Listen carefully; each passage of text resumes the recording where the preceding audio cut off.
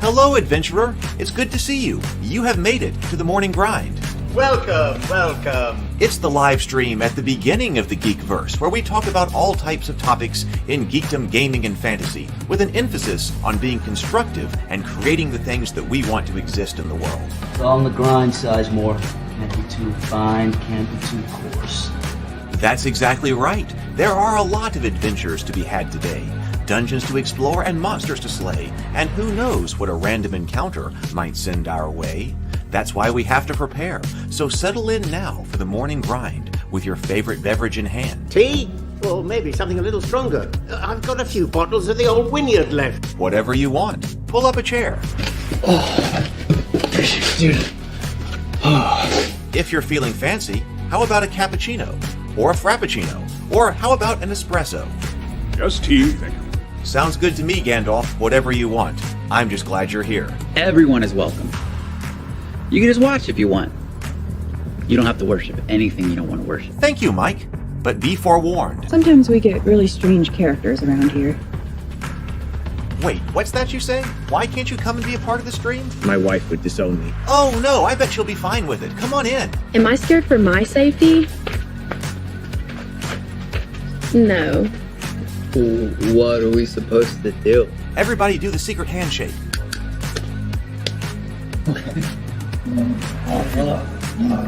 Secret cultist handshake.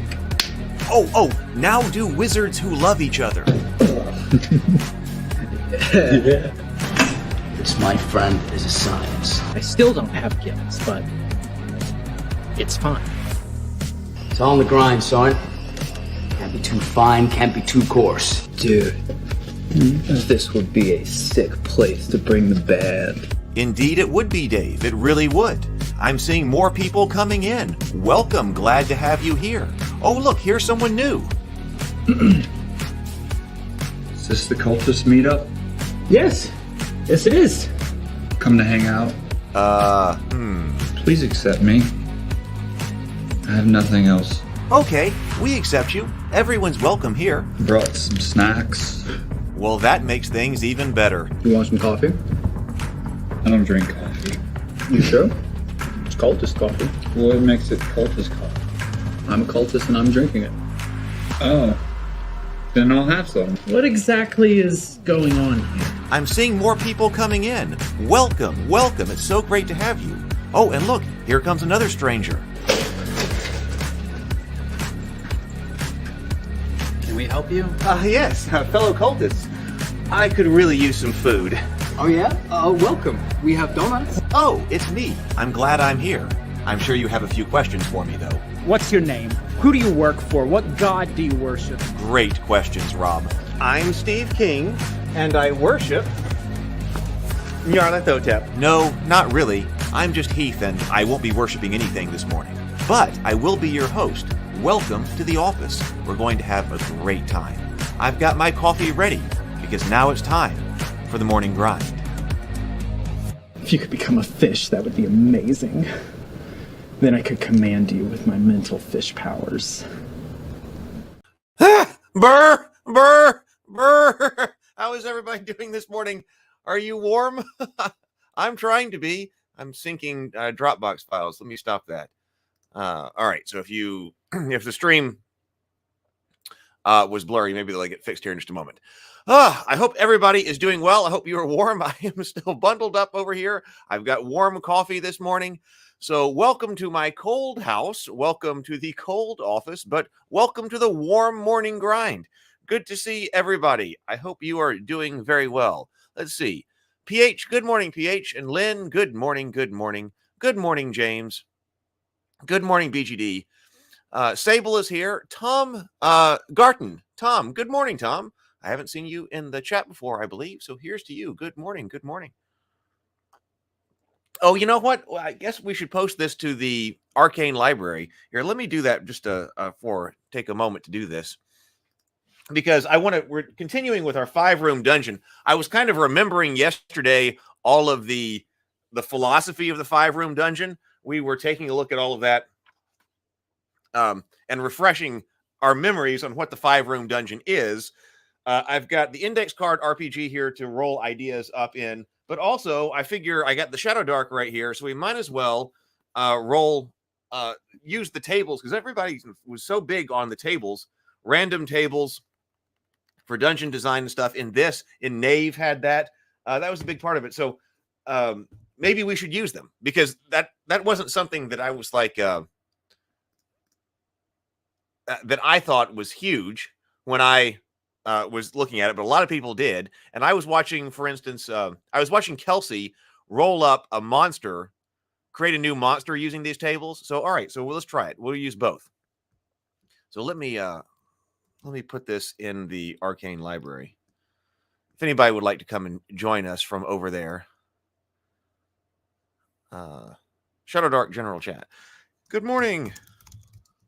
I am creating a Shadowdark for Shadowdark on the morning grind.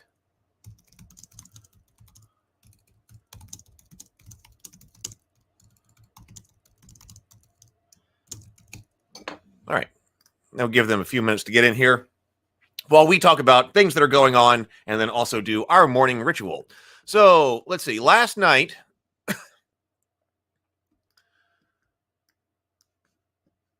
we had a fantastic conversation on both. You're not going to believe this, but Doug and I did both Star Trek Generations and Star Trek First Contact last night.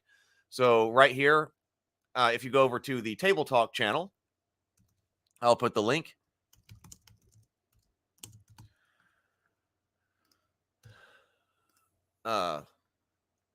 It was a fantastic conversation on both of those. And that comes close. Well, that does conclude our series on the Star Trek movies, because we don't see any point in talking about Insurrection or Nemesis. But we talked about Generations, First Contact. That was a fantastic discussion. We are going to cover Picard Season 3. Doug loves Picard Season 3, and I would really love to see good Star Trek The Next Generation. So he says that that's it. So I have not seen Star Trek Picard Season 2. I'm just going to skip it. I'm not going to go back and rewatch Season 1. But I am going to watch Picard Season 3.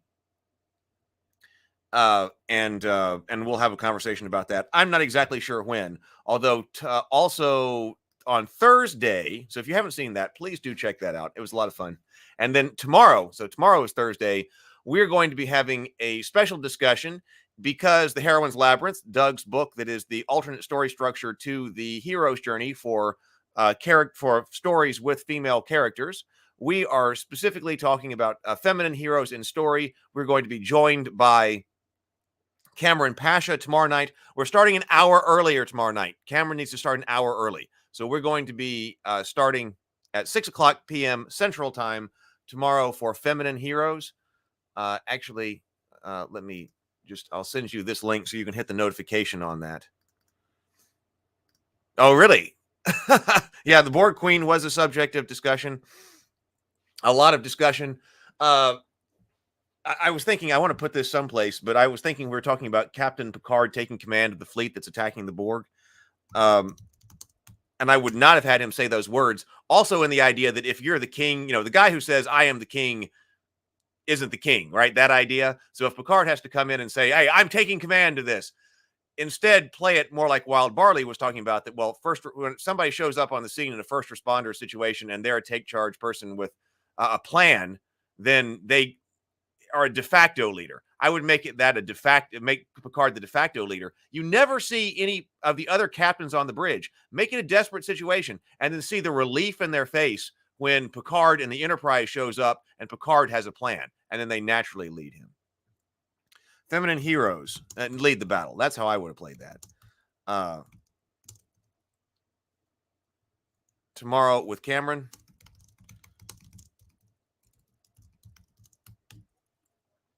There's the link for that if you want to hit that, and then hit the notify me so you'll remember that it is an hour early tomorrow. But also, I guess I should also drop in here our Discord link. I've been forgetting to do that. Stray does that for us. But invite people. Raven Keep Discord. I do post when we're going live on the Raven Keep Discord as well. Okay, so that's going on. Was everything on? So then next week, by the way, it looks like I've got a few more people to talk to, but it looks like we're not going to have another guest on next Tuesday. We were trying to get a guest, another YouTuber on Table Talk on Tuesday, but we can't get in touch with her. So I guess that's not going to happen. And so we'll be talking about Doug's book. Looks like we'll be talking about Doug's book. I'll confirm that this afternoon. Faraway Bird. So if you want to take a look at Faraway Bird, that's Doug's book about the Empress Theodora. We'll be talking about that next Tuesday. Oh, that Discord link didn't send. There we go. I basically got the coffee shop to a place where we can run a test on it. I'm going to put together the last thing I really have to do is put together promotional material for it. And then after that, we are also on the morning grind going to be talking about game design, probably starting about next week. I would anticipate for the Cultists. The Cultist is my web show that we're going to start relaunching here. Please check out that channel. The Cultist is my web show. It's a mockumentary web show about modern day Lovecraftian cultists just trying to worship Cthulhu in a world full of people who don't understand. And we got a lot of material coming out on this channel. We got the first 3 episodes. The episodes are 6 to 8 minutes long. The first 3 episodes are up there. We've shot 2 seasons, so there are 20 episodes in total. The first 3 are on the channel right now, as well as my commentary and Brianna's commentary. I was the creator, producer, and co-writer. Brianna, who you know from Table Talk, is the co-writer and also the director. So we're going to make up an RPG and then also a social deduction game based on the Cultists. So I think we will start that next week. This weekend, I am going to go down to Neutral Zone Studios. So I got to clean the house tomorrow. Then I got to get packed up. Then I'm going to leave Friday afternoon after the grind, or Friday morning after the grind, whatever. Get down there. And so probably I will be doing the morning grind from Neutral Zone Studios. That's the replica of the 1960s Enterprise set. Saturday and Sunday, and then I'm coming back. It's going to be cold, but at least I'm going a bit further south. And in the meantime, also, so that means that afterwards, that means the weekend after that, we will do online gaming. I'm going to run the test. I'm going to put together some marketing materials for this. We will run the test with about 10 people the weekend after next, so about 10 days. After I get back from Neutral Zone Studios, I'll send out emails and stuff to coordinate that.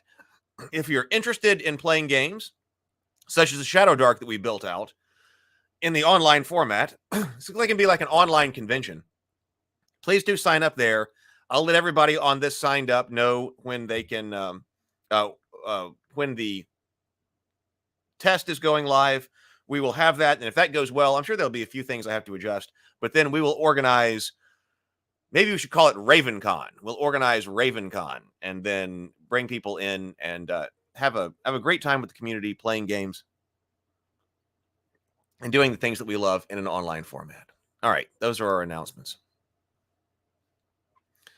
It is cold here, and I have run out of my kerosene. I see people talking about that. I have run out of kerosene here, which is why I'm bundled up again here. I believe Amazon should be sending more kerosene my way today. I think it's supposed to arrive today. So we will see. BGD says, cool things are afoot in the Geekverse. Yes, I like doing things. I like doing things. I like getting things done. I like making things. So I feel like we kind of got that wheel spinning in 2023 finally. And now I just keep it spinning and keep it accelerating over here in 2024. That's why I've been trying to hammer stuff. Brianna and I are working together this afternoon. So I'll be working on some of the marketing material stuff. And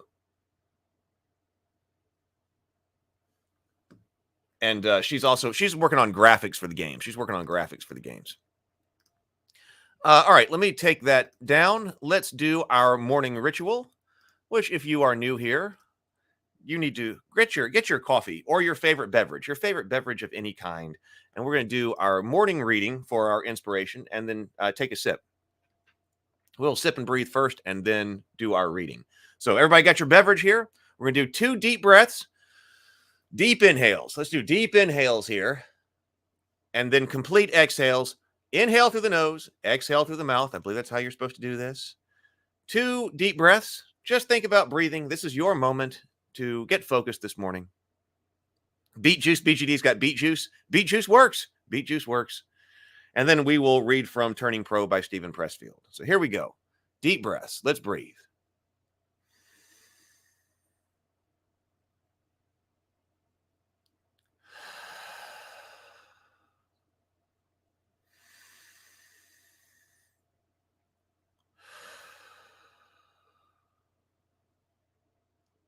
And sip.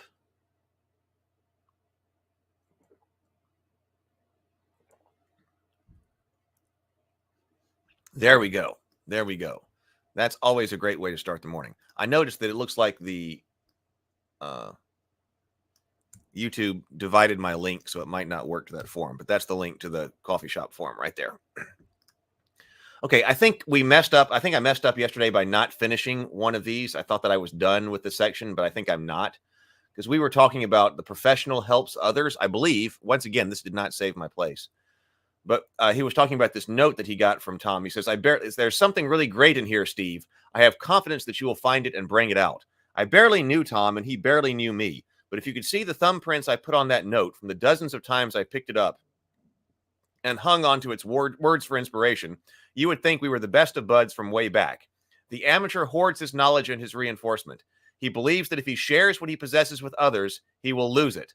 The professional is happy to teach. He will gladly lend a hand or deliver a swift kick. I love this.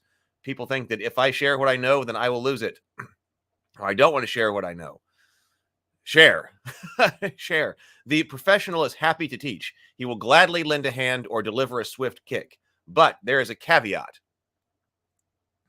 But there's a caveat. The professional refuses to be iconized, not for selfish reasons, but because he knows how destructive the dynamic of iconization is to the iconizer. The pro will share his wisdom with other professionals or with amateurs who are committed to becoming professionals.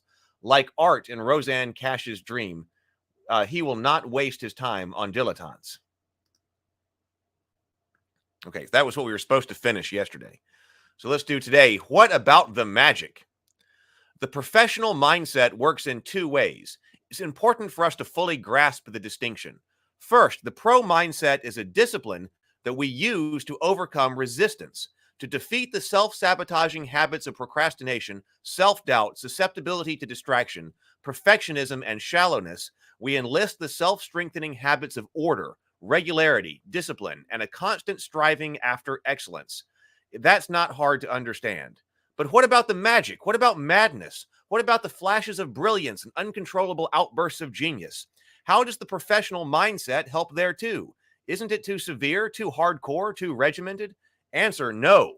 The monk glimpses the face of God not by scaling a peak in the Himalayas, but by sitting still in silence. Yoga, meditation, and the martial arts access the soul by way of the body. The physical leads to the spiritual. The humble produces the sublime. It seems counterintuitive, but it's true. In order to achieve flow, magic, the zone, we start by being common and ordinary and workmanlike. We set our palms against the stones in the garden wall and search, search, search, until at last, in the instant when we're ready to give up, our fingers fasten upon the secret door. Like a child entering a meadow, we step over the threshold, forgetting everything except the butterfly that flits across our vision. From this play rises Girkana and The Godfather and the Guggenheim Museum Bilboa. All right. Everybody suitably inspired for the day? I hope so. I hope so. Making great things happen over here. Okay, let me take that down and let me bring up our notes from yesterday. I wonder how long this needs to be. As far as like written words. I don't know. I've never designed something like this before. So we do need a theme. We need a power. So power word. This is what BGD was talking about yesterday. Let's go over here for a moment and just see what Shadowdark actually says in here. So we got, actually, let's go over here to the index card RPG. So index card RPG has tables. They just see what that is. in the back here. We've got a whole bunch of tables in the back.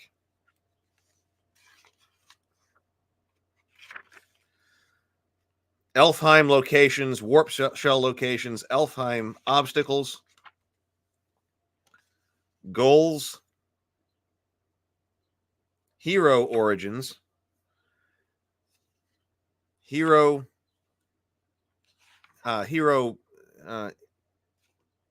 gear. Okay, I'm going to put a marker in here.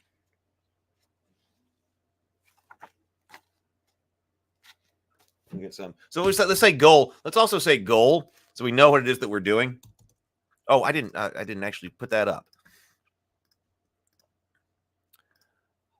Here we go. Okay. Increase the size. There we go. Can you read that? So let's say goal. Goal. We need one-shot dungeon adventure suitable for starting first level characters that feature, let's say, classic Dark Age fantasy characters, or fantasy themes and characters.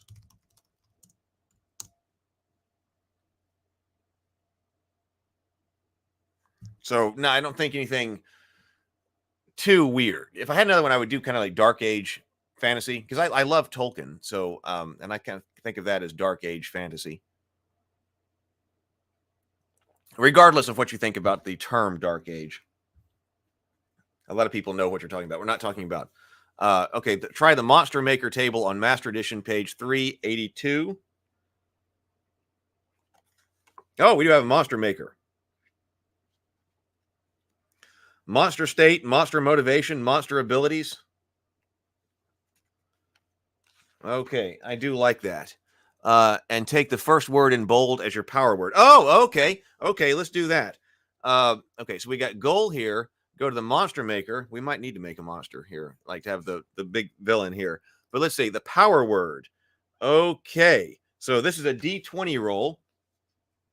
I got dice right over here.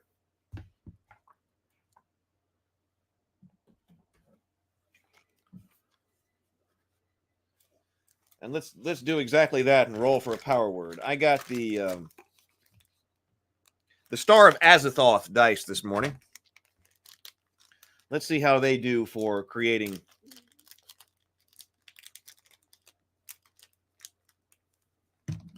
a table. Okay, so power word. Let's roll that up. Number 3. Raging. The thing is already going wild with anger. You make it worse. Raging? All right.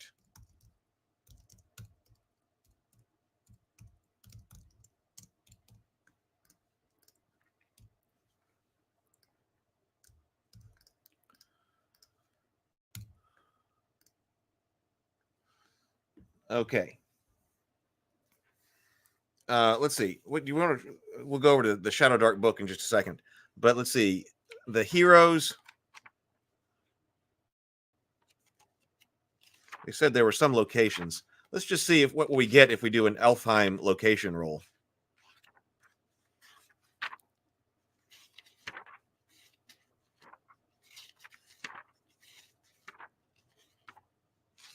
Well, oh no, this was goals. Let's just see what we get, because you can re-roll these things. So rage, BGD says we need to incorporate rage into the encounter in different ways. Oh, Michael's going through the First Contact and Generation stream. I hope you enjoy it. Pretty funny. Okay, so maybe 19 says for a goal, realign the glowstones of Doris and end the tremors that threaten the Under Mountain. That's interesting. So realign something. 6, cripple the Keddish siege force before they reach their own fortifications. I don't think that works. This needs to be a kind of dungeon crawl kind of thing. No, that one doesn't work. I do like this idea potentially. Oh, destroy the eldritch green gem that drives the 8 men mad with frenzy. Ah, okay. So wait a minute. We might have an idea here. That maybe that goes with our rage thing. Destroy a green gem. It doesn't have to stay green, but this says destroy a green gem. It's a potential. This is design goal. This isn't like hero goal. This is design goal. Destroy a green gem. Like we might not have 8 men. We might have something else that drives the 8 men mad with frenzy. So, but we're trying green gem that is driving people into a range. And people can be generic at the moment. Like what we'll come up with what that is. Like I think we need goblins or so I was thinking about the different things that I've already created. The tokens I've already created for Shadowdark. I've got the basics of the goblin, the bandit, the skeleton, the zombie.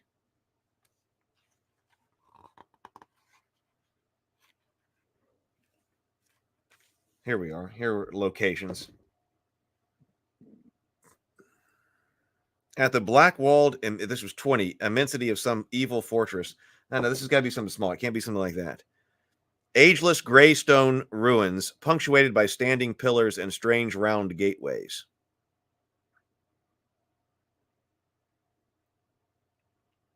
Okay, we might. This sounds pretty classic. Let's start with something like that. Or a potential idea here. Ageless gray stone ruins.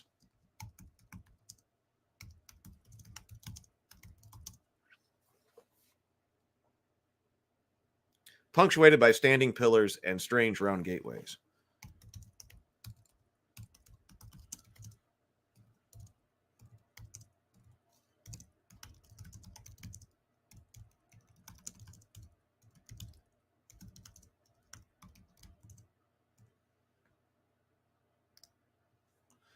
All right. All of this is subject to change. This is just to get the ideas flowing. Let's go over it specifically to Shadowdark and see what Shadowdark says. I don't think we ever got into that. So Game Master.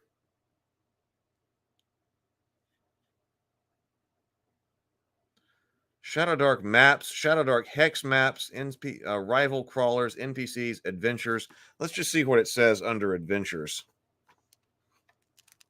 Oh, this is an adventure generator. Oh, we got an adventure generator here too. An adventuring site name. Okay. Random tables in here.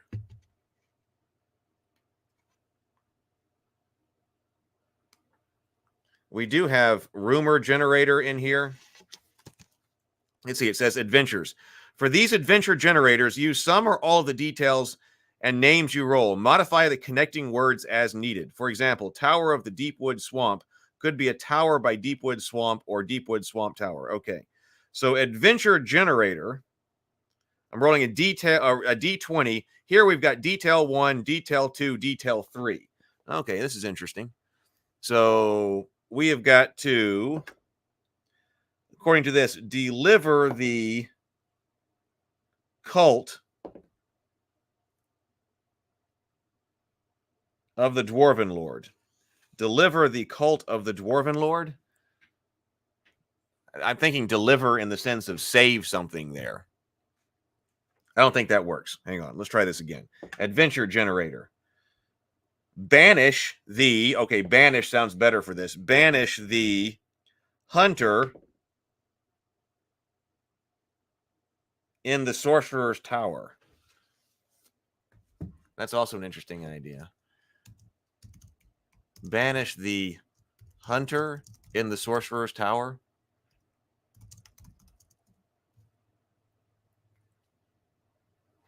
Maybe the hunter, maybe the hunter Could be a kind of monster.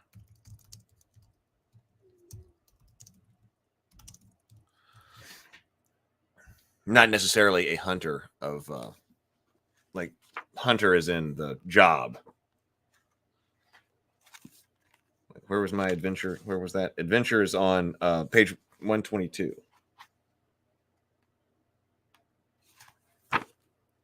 Adventure, we do have adventure site name here. So let's try an adventure site name, D20. For Caves of the Lost Storm.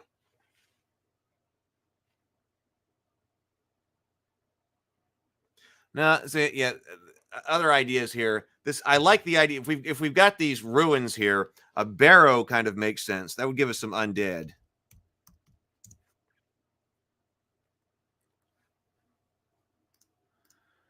BGD says it definitely pays to think things loosely and openly when considering the random results you get during the brainstorming phase. Right. It's not like, yeah, the exercise here is not roll this and then use exactly that. It's use this for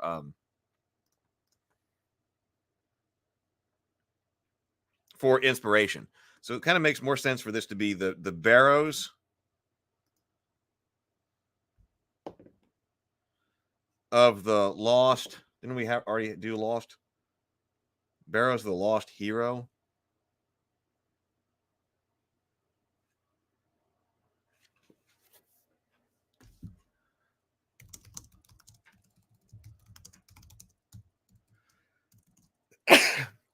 This could be its name. Name of location. I'm getting an idea. Right. Okay. That's exactly what I was thinking. I'm getting an idea here. We banish the hunter, but we also have this this green gem idea. So what if we're, as we combine these things together, what if we're talking about a mystic burial site?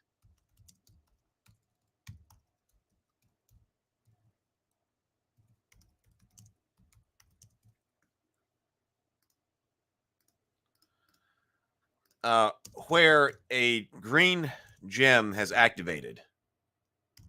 We don't know why. And a long dead hero, this is the hunter, has arisen, or maybe the gem has been stolen. And now he's enraged about that. Has risen with undead guards. I do like goblins here. Undead guards may be served by goblins.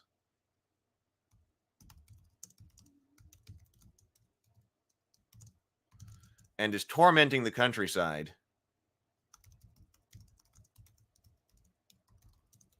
Until the gem can be returned. Oh, is it sounds like a riff off the Headless Horseman?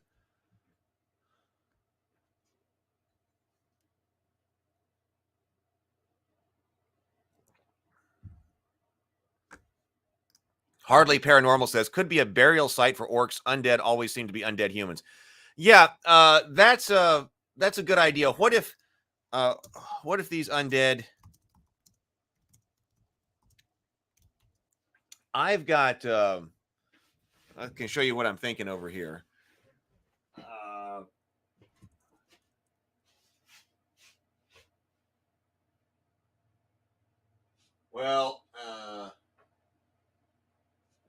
I think the miniatures I'm thinking of must be in the other room. Which I'm not going into another cold room to get them. But I was, I've got the Lord of the Rings miniatures from GW, which are the corpses that have risen in the dead marshes. And they're like undead orcs and stuff. They've got undead orcs and elves and things. And I really like those miniatures because, yeah, oftentimes skeletons are always skeletons of humans, but they should be skeletons of other things as well. So let's do that. What these undead are orcs and goblins. The hero could even be. Oh, well, yeah. What if could even be an orc or goblin? In fact, we could even go, why don't we go ogre?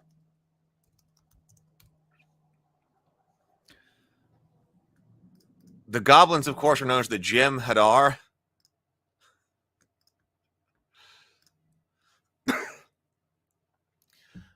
So it could be something about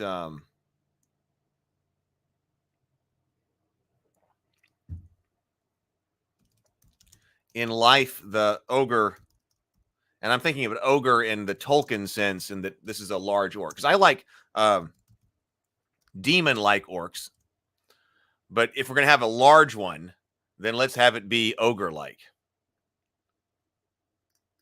Instead of a Daniel says, instead of a dedicated burial ground, why not a hallowed battle site left undisturbed over the battle's significance?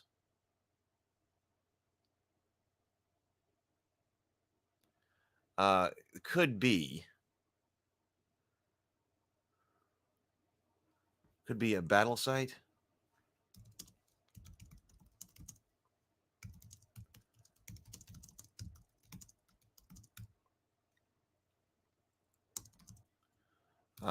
Left undisturbed. Well, see, we do have to do we got to do a dungeon of some kind. So we need it. So it could be that he fell and he died on the battle site, and this has been left undisturbed. But then when somebody found the gem, they started to rise. But that doesn't give us the dungeon. So I think, what if he was buried undisturbed by the battle site?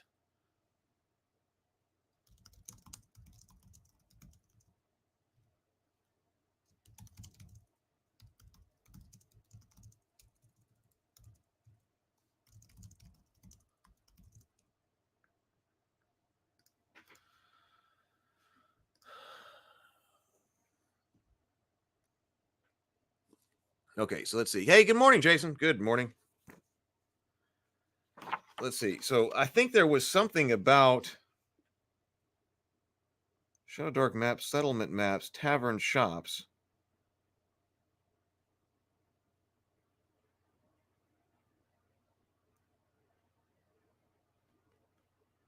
We got in here in the I'm looking in the Shadowdark. We got random encounter tables. Didn't it? What was there is something in here about rooms as well.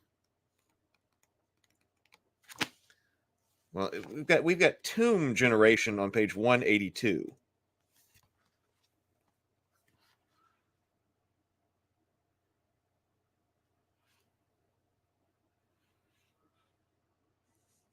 Tomb encounters.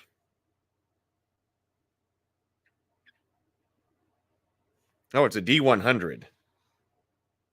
Okay, well, some of these may work, some of them may not. We'll generate some idea. We'll use that for some ideas. But I thought there was in here something about treasure. I thought that Inner Light had sent me, what page is it, where we're going like by room by room? So I think we should generate those for our 5 rooms as well.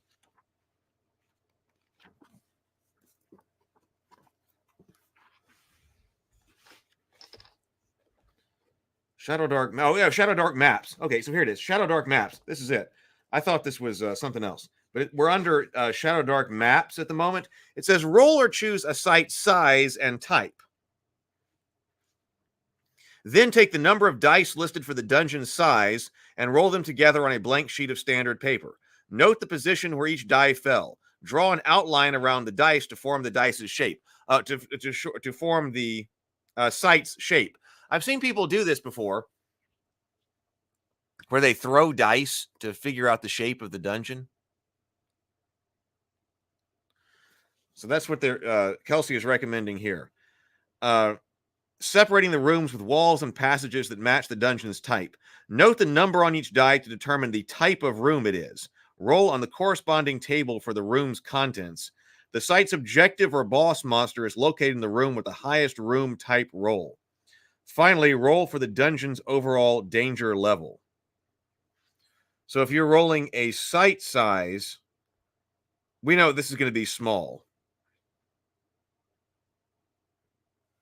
We know that, so some of these things we've already decided. So we don't have to roll for site size because that's small. Small, you're supposed to roll 5d10s. For site type, we could be cave, tomb, or deep tunnels, or ruins. So we've already kind of established that we've got ruins that go into a tomb, so we don't need that. We've got room types over here.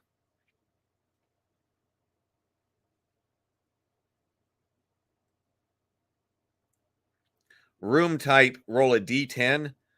So we do have 5 different rooms.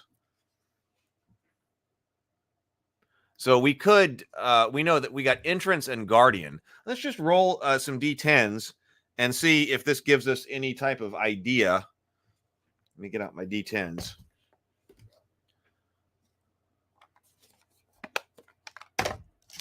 For what might be in these rooms.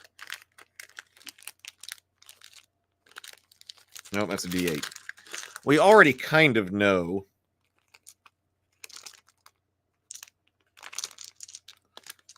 There we go, d10. We already kind of know where our undead ogre is going to be.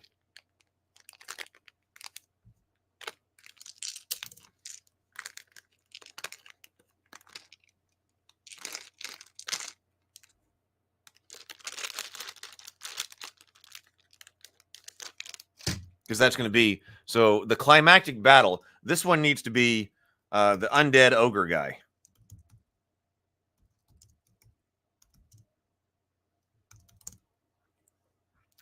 Yes, that's exactly it. Good morning, Zero. The undead ogre guy here.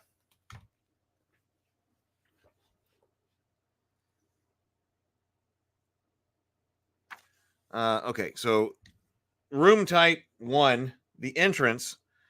See, that's not going to work. I rolled empty for entrance and guardian. That's not going to work. 6, an NPC. See, our choices of room type here are empty, trap, minor hazard, solo monster, NPC, monster mob, major hazard, treasure, or boss monster.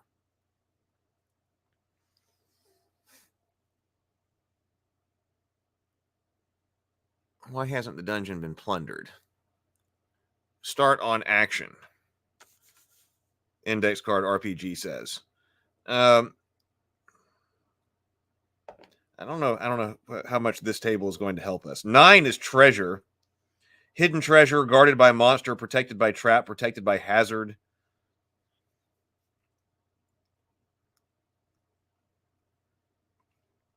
I don't know. 7 is monster mob. If I roll a monster mob, then I got to roll a d6.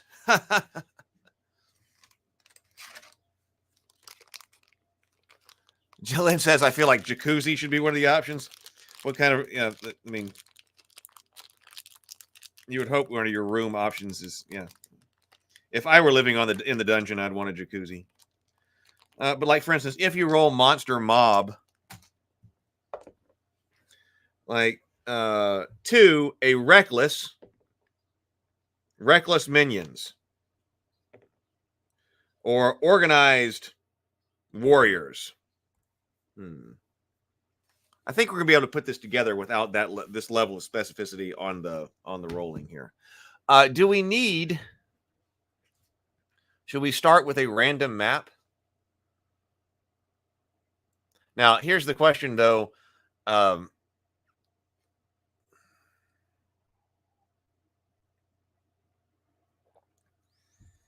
About our situation with this this gem here. Actually, hang on. My coffee has gotten cold here because everything is cold here. So let me go grab. I'm going to go warm up my coffee before we get starting on this next step. So just 1 second. Just running for coffee. Oh, it's time for a Yeti hug break. Yeti hug break. Yeti hug break. Everybody go hug yo Yeti and show yo Yeti some love.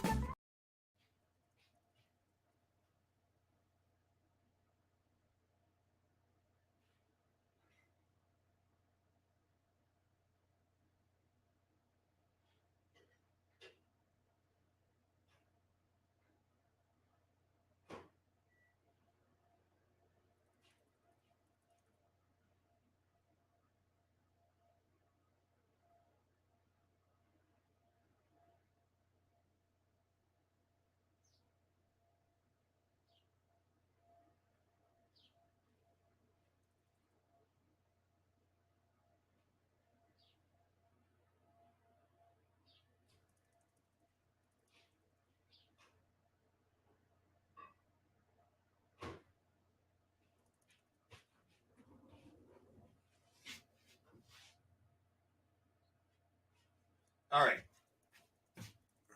Coffee warmed.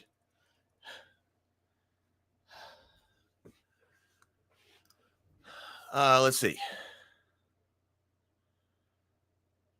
Hardly says, hugging the Yeti, like the stream. Yes.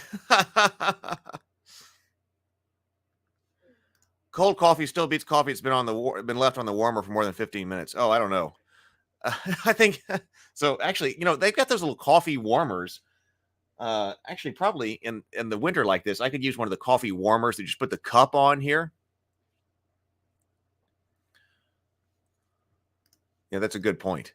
Heath's Microwave would be an awesome name for an indie rock band. Yes, but you're right here that it's important to remember that the randomization is a tool for one's convenience. Not all elements need to be randomized. Use a couple of random rolls to jumpstart the creativity or when stuck. Yes, I agree. I was just trying to also experiment with it and see what was actually in those. Oh, Daniel just became a new member.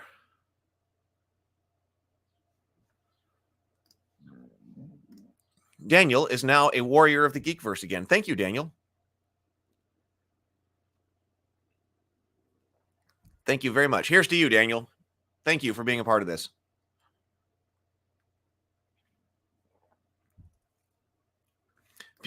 PH says, Heath, completely off topic. Brianna's surname is De Silva, right? Yes, that's correct. It's a very common surname in Brazil. Any relation or it had another Latin origin? I don't know. I haven't heard her talk about that. I'm not sure where it comes from. I'll talk to her this afternoon, though. And, we forgot to ask her what game she was in, what game she's playing on the other Tuesday nights. Yes, thank you, Daniel. We need to ask her that, and we can ask her about De Silva as well. Okay, so the thing that we got to solve here, I think, before we start putting this together is I like that we've got a site for the heroes to go put something down.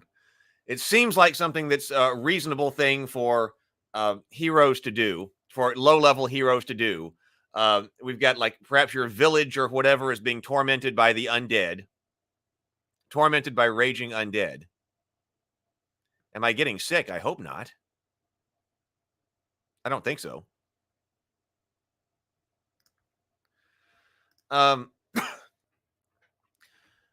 And you're going to go out there and you track this down. And so you're going to go out there to this tomb to go try to put these undead down. And we've got kind of like a magic off button. So there are two ways to win.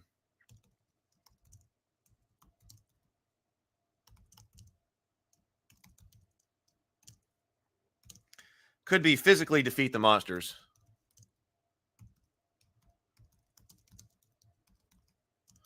Or put them to rest by returning the gem to the ogre. So that means you wouldn't get the gem. You got to put this thing back. Okay. Got the R in the wrong place. Okay. And you get or return the gem to the ogre. That means that in some ways you can have monsters that are beyond your level if we want. Have monsters that are beyond your level if there's a way to shortcut it, and by taking them out, like this could the ogre could be really brutal. The undead hunter ogre guy, he could be really brutal. And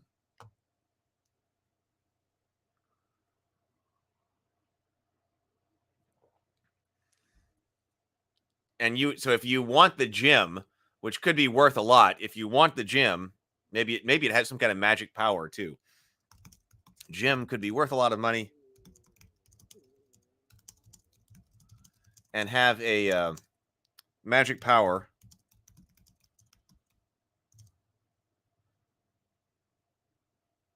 But if you want that, you would have to kill. You would have to kill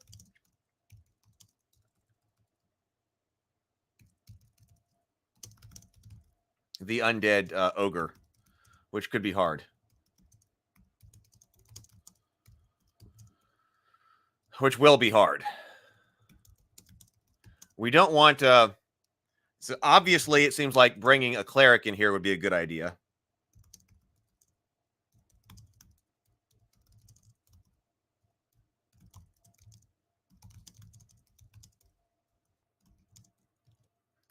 But we also don't want this to be a cakewalk if you're a priest. We're going to have to make sure that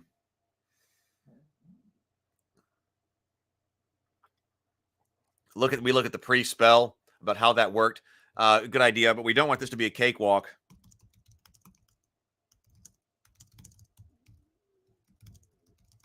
With a priest.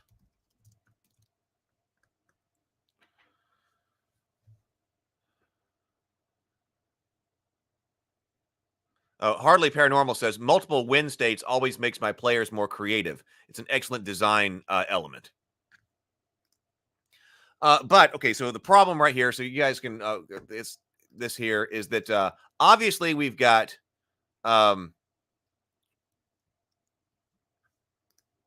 obviously the gem is missing.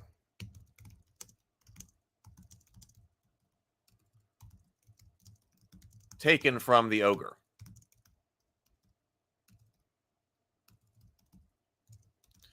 Probably by a thief, by like a low-level thief.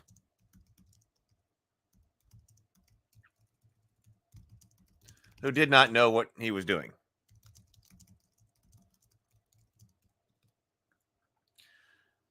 It seems like the gem can't be. This may sound like a two-parter, which is not something that I necessarily wanted. But maybe you got to find the gem first, because the gem can't be in the tomb. It seems like. Is there some way to put it in the tomb? Because gem can't be in the tomb. It seems like.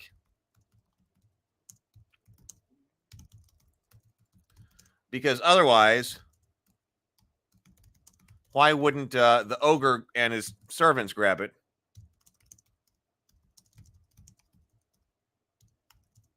Let's come up with a reason. Let's not try to do this as a two-part. Let's try to come up with a reason for that. Because it seems like the thief may have died in the tomb.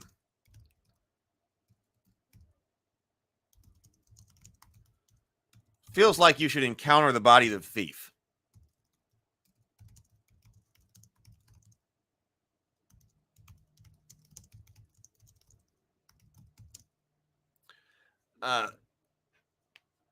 Almost like an Indiana Jones thing, like when you like the body on the trap or something.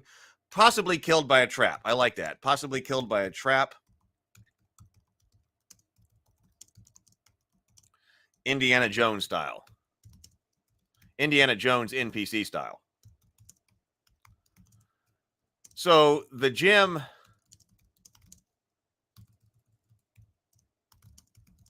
never made it out of the tomb. That's what's going to make this a one-shot. But is the goal? No, I think the goal is not to acquire the gem.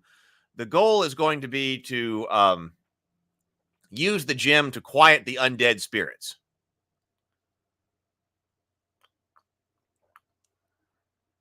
But you're right, because if the goal is to get the gem, then it would be, or is the goal to put it back? If the goal is to put it back, then you kind of have to start with the gem.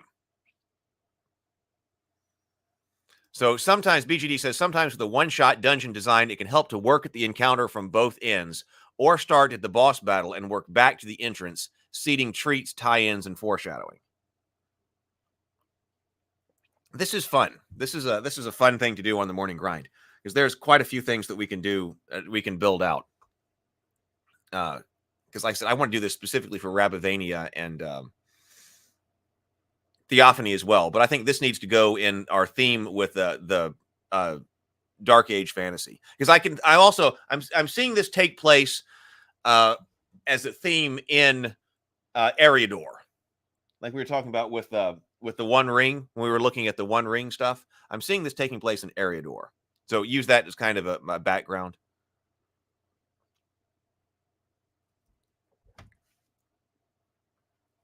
VGD says, the dead bodies in the dungeon can subtly telegraph traps, environmental hazards, and other potential dangers. rewarding observant players for their vigilance. Yes. So I think in order to keep this a one shot, because you could like divide this in two, and you have to know, oh, we need the gem, and then we got to go take it over there. So one shot would be I got to go get the gem, and then the second shot would be, oh, I need to take the gem over here and restore it someplace. But let's try to keep this a one shot by putting both in here. Daniel says, what if the thief was a fall guy? Someone else paid for his services to dispose of him. Or what if he made it out the first time but left something behind as he died trying to get back? What if the thief were a fall guy? Someone else paid for his services and then disposed of.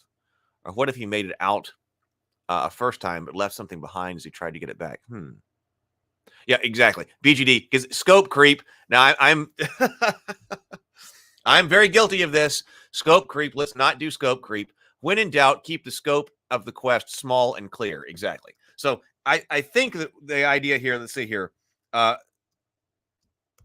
Undead, raging undead have been tormenting the countryside. So I'm thinking this is the idea here. Yeah, exactly. So exactly. Like the gem is a plug holding back the necromantic power that raises and draws undead anything to the dungeon. Like Jafar hiring Aladdin to get the lamp. It could be. Well, yeah, now that's an interesting idea. If you wanted to connect this. Now, I do like a thread. It would be neat if there were a thread, if this were a series. This is scope creep again. But in some of my favorite modules from AD&D, like the Heroes, what was it called? Heroes.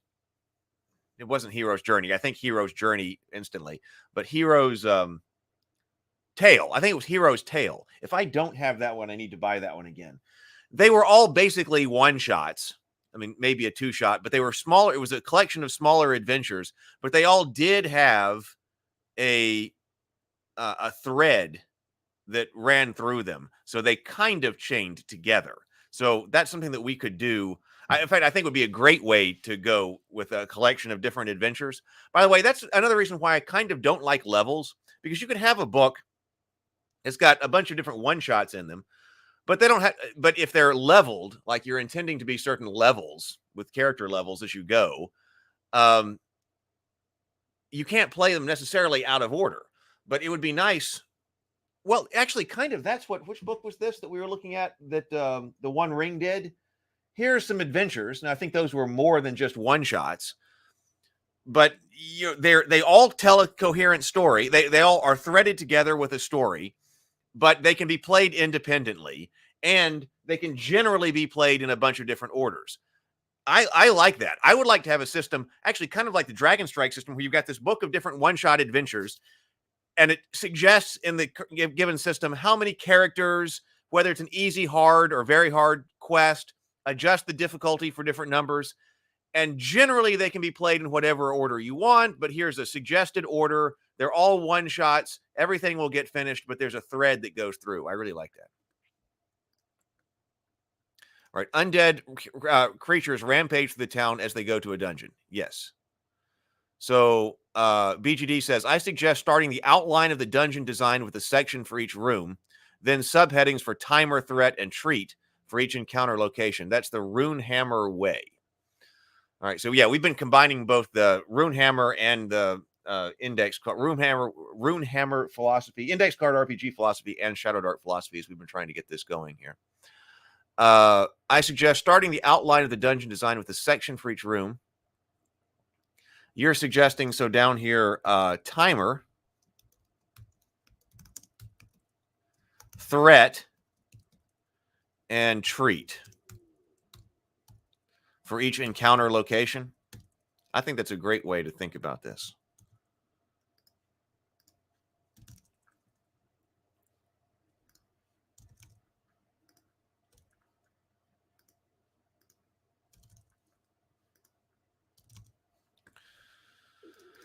Then you can flesh out each of these elements and tie everything together to create a coherent narrative that amplifies your theme. So this feels very Goonies. Oh, man, it's been a long time since I've seen that. A long, long time. I don't remember hardly anything about it. They make it difficult to up the power levels to match character level if need be. Yeah, timer is an implicit or explicit countdown to an event that changes the landscape of the encounter, keeping the party moving. Okay. So I think the general idea now is that the raging undead have been tormenting the countryside and a town. Of course, there's no reason that you couldn't. Yeah, if you had a real flexible system, then you could scale difficulties in. That would be amazing. So that you're not tied to leveling. But this, I think we ought to be able to play this in our online Shadowdark VTT.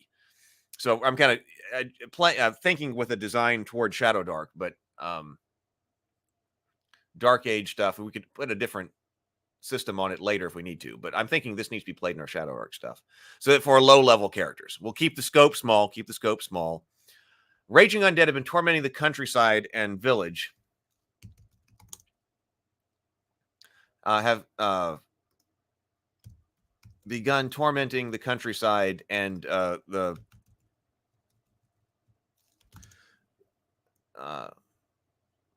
local village. Raging undead. This is because the site was the battleground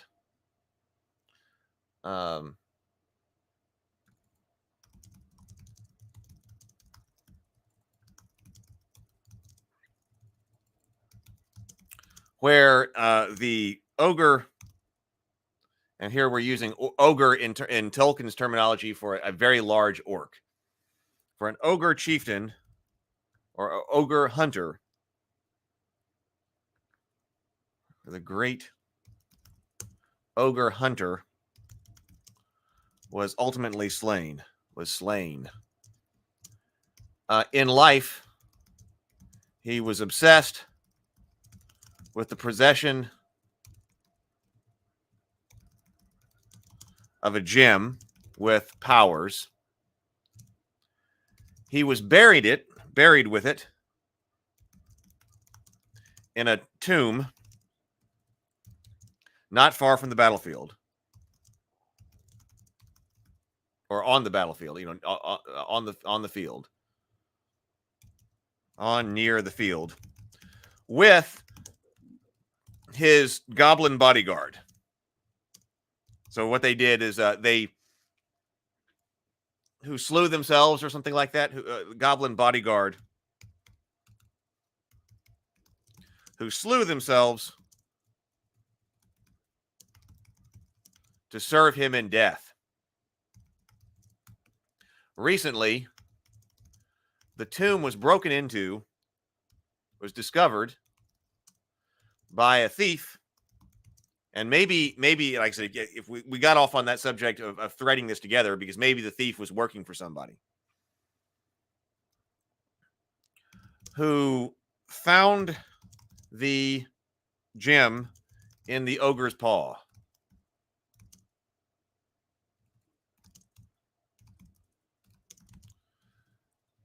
Thinking he hit the jackpot. Right? Shocked by the treasure, his good fortune, he took the gem, but when he did,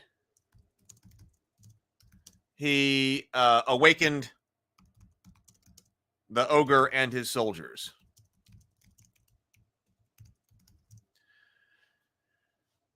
The thief was slain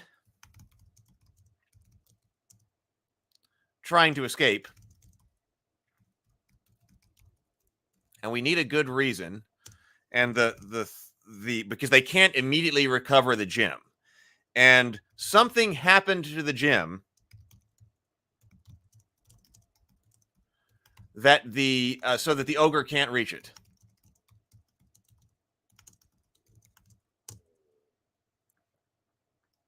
And doesn't even know it's there. It's just gone. Maybe they're not that intelligent now that they're undead.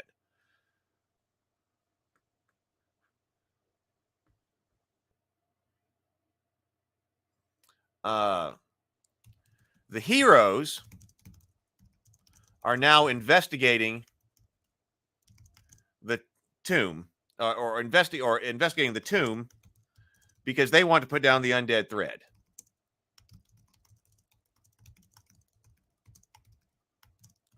The heroes are responding to the undead threat and have tracked it down. So let's say that this is also in the evenings, at local village, at night. So they go back to the tomb. Undead threat, and have tracked the source of the undead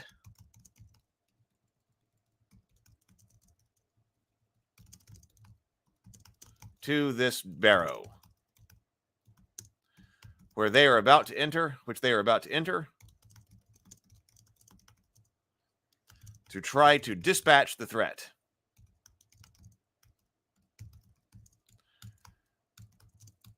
And we need to have two ways to do this.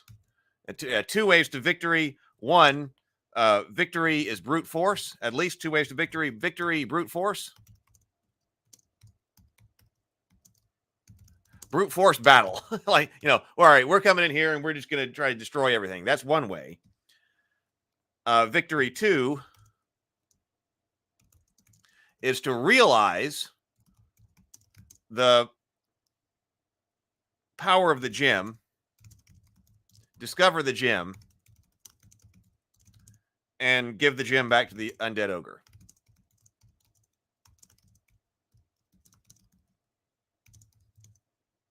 To seal him up. I use the word seal here.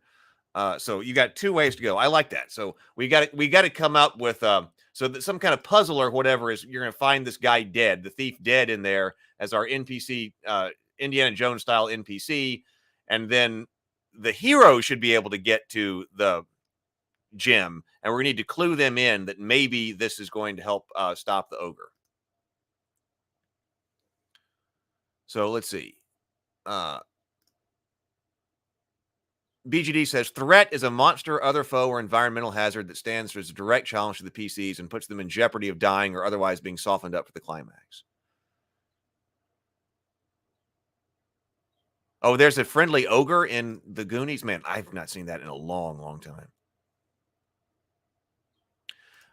Zero Blade says, I can send you some of the monster stats from Gooey Cube campaign. Because they have a difficulty shift on monster battles. Okay. I think we do. I do want to put some ooze in here, by the way. Didn't people sometimes recommend adding two different types of monsters? So we're going to have ogre, but we got generally undead.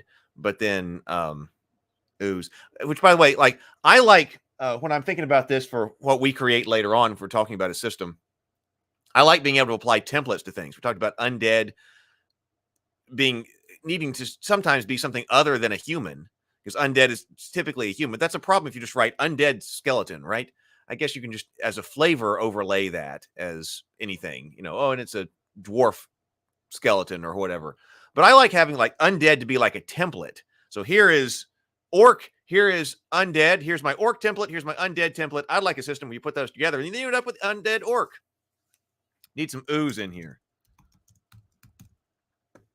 BGD says treats are elements of the encounter that the party can explore, use, collect, or otherwise interact with. It doesn't always have to be treasure. Sometimes mundane items save the day. So let's see here. Treat, this can be, let's make note of that. So we're not necessarily talking about treasure. Elements of the encounter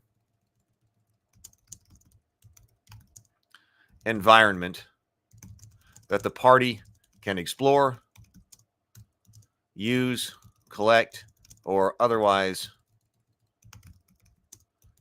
interact with. Not always treasure. Sometimes mundane items save the day.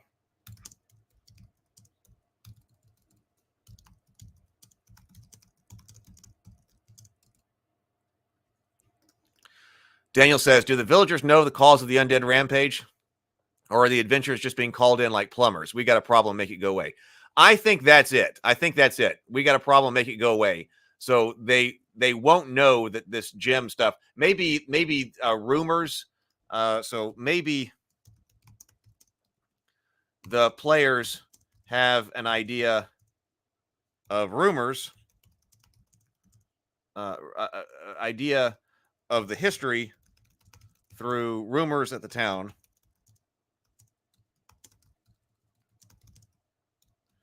But they do not know town. But they do not know the gem thing, or the specifics anyway. The specifics. They don't know the gem is the key here. Michael says, I was thinking that the ogre was entombed a la the mummy because the good forces had no way of destroying him. Well, it could go that way too.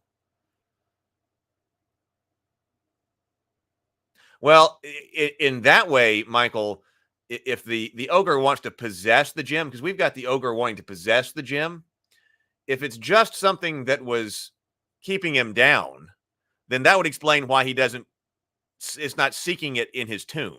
That would explain that. Let's make a note of that. Because we might need to go in that kind of direction. If the gem is something that is binding or sealing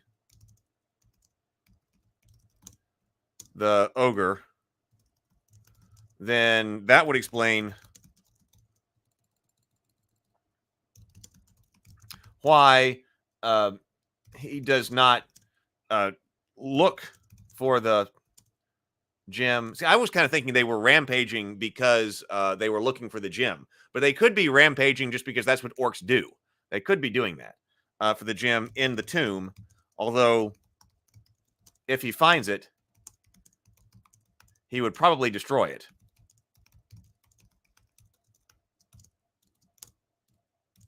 So there needs to be a reason. So that still provides a reason for it to be hidden, or fallen, or hidden or fallen someplace hidden,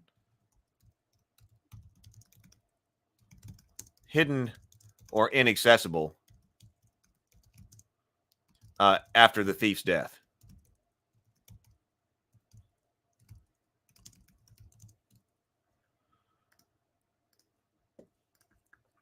Lynn says, so the gem is still there and the ogre and goblins are awake and angry. Gem could still be there, but there needs to be a ritual performed over it to quiet them down again.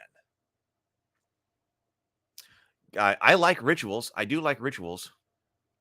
Lynn says you'd want a cleric under that scenario. Yes, a cleric needs to go in here.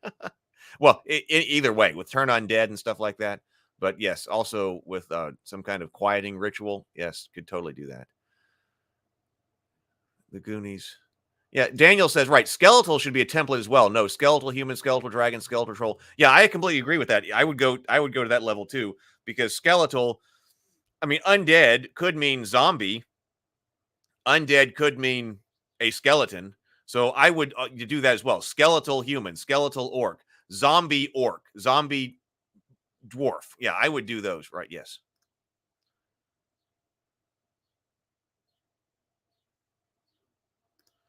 BGD says, in a one-shot adventure where you're probably going to skip the preamble of quest giving in a tavern or town, useful rumors are not something the GM wants to rely on. Give the party need-to-know info up front and let them discover the rest of the dungeon. Oh, I agree. When I was saying something about a rumor here, right, this can be given. Your preamble can be what the game master tells you. This can be given, because we're not going to start this out in town. We're not going to start this out in town. Given info to the players, because I don't like knowledge checks. So if I were running this, I don't like knowledge checks anyway. So I wouldn't have people like rolling to see what kind of rumors they've got. Now I noticed at the very beginning of the, well, it wasn't the One Ring, it was the other, but the Lord of the Rings role playing, because I brought the wrong book. So it's actually the D20 adventure version of Lord of the Rings. When we were looking at that book, it said at the beginning, here's your rumor table. Do they have this or do they have this? Like, and then there's a higher DC for more information. You could do it that way. You could say all the heroes have discussed, automatically your heroes know this information up here. And then when you go down one, if they make some type of check, then they might know some additional information. But I'm still not a huge fan of that. I don't like knowledge checks. So yeah, let's just give that info to the player up front. You found this information out by perusing and things like that. And that's probably why that might be what kind of led you to this particular tomb. You tracked it, whatever, and you have this information. Yeah, let's just start with it. And then we'll start on action.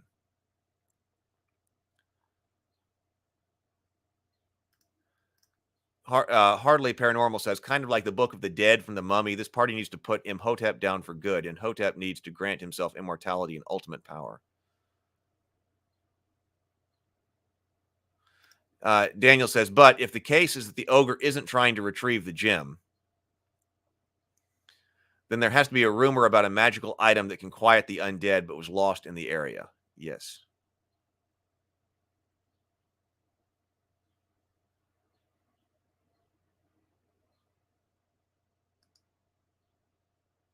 Can go that route too. So BGD says it's important to design a one-shot to actually be accomplished in one session. Shoehorning a minimum of 5 encounters into 2 to 5 hours takes careful attention to pacing, knowing your players, and how fast they like to move on each turn.